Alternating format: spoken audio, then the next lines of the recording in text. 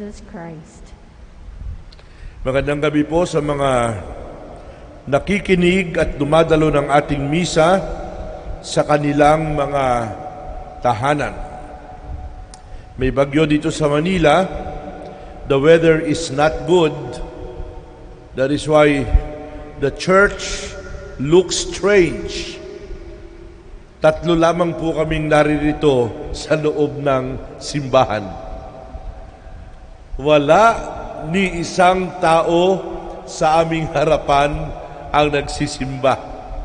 Kayo lamang na nasa inyong mga telebisyon. Kayo lamang na nasa inyong mga computer na nanonood at dumadalo sa ating misa ngayong gabing ito. The weather in Manila is not good. There is a typhoon. That is why people probably are scared to go out of their homes. That is why tonight, from our other intentions, we will also include praying for good weather. Magdarasal tayo na sana ay gumanda ang panahon. Ang ating ebanghelyo sa gabing ito ay kinapapalooban ng isang talinhaga.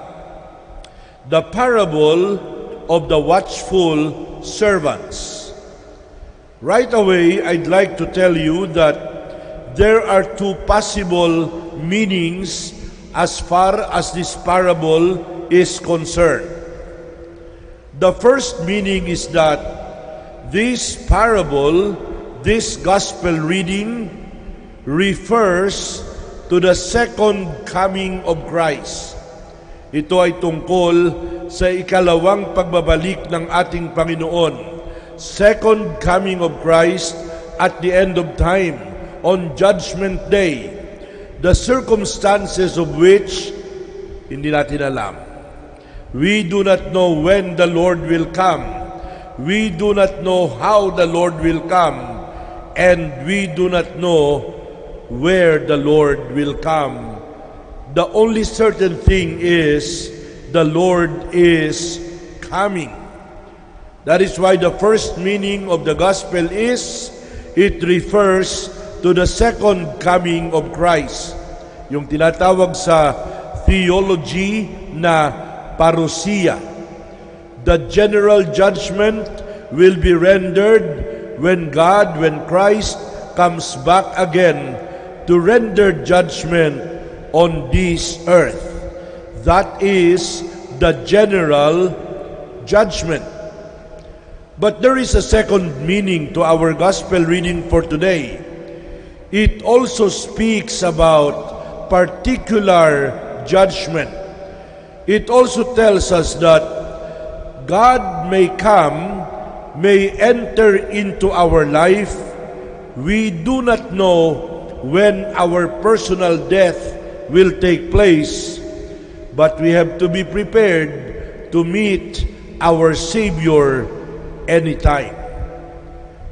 This is what the gospel also wants to convey, na tayong lahat ay kinakailangang palaging handa sapagkat hindi natin alam kung kailan darating ang ating Panginoon sa ating buhay upang tayo ay Kanyang sunduin. Ganun pa man mga kapatid, maliban dito ay may isang bagay pa. There is another thing that I'd like to stress as far as the gospel for tonight is concerned. The Lord extols the virtue of preparedness. The Lord wants us to be vigilant, to be watchful at all times. There is something deeper, there is something more important in the second meaning of the gospel tonight, and that is there is an element of surprise in the story of the master returning home after the marriage feast. In other words, death may come like a thief in the night.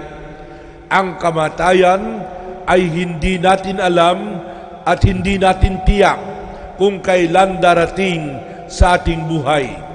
It may come like a thief in the night. Ito ay maaaring dumating na katulad ng isang magnanakaw. Will he catch his servants sleeping rather than keeping watchful guard? That is why the parable tonight contains a lesson in faithfulness, a lesson in vigilance. Tayo ay dapat laging handa. Anumang oras, saan man, kailanman, tayo ay dapat handang humarap sa Diyos. Mga kapatid, the old must die, the young may die. Death does not only come to old people, death may also visit young people. All of us will pass through this experience, but the circumstances of our death are something that we do not know. Some people have asked me, Father, how does it feel to die? Sabi nila sa akin, ano ang nararamdaman ng isang namamatay? How does it feel to die? To be honest with you, my dear brothers and sisters, I do not know how it feels to die because I have not died yet. Death is a very personal experience, meaning to say, you will die your own death, and I will die my own death. Your death is always your death. My death is always mine. And we can never ask anybody to be our proxy in death. Hindi tayo pwedeng magpa-proxy katulad sa binyagan o sa kasalan pagdating sa ating kamatayan. So let us always bear in mind a lesson in faithfulness, a lesson in fidelity. It is a warning against taking things for granted. It is a warning against sloth.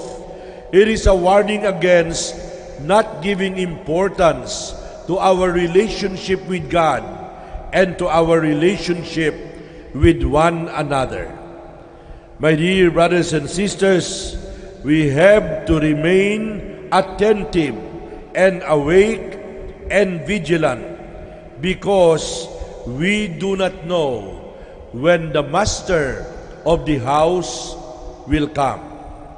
As the Bible says, blessed are they who open at once when the master of the house knocks. Amen.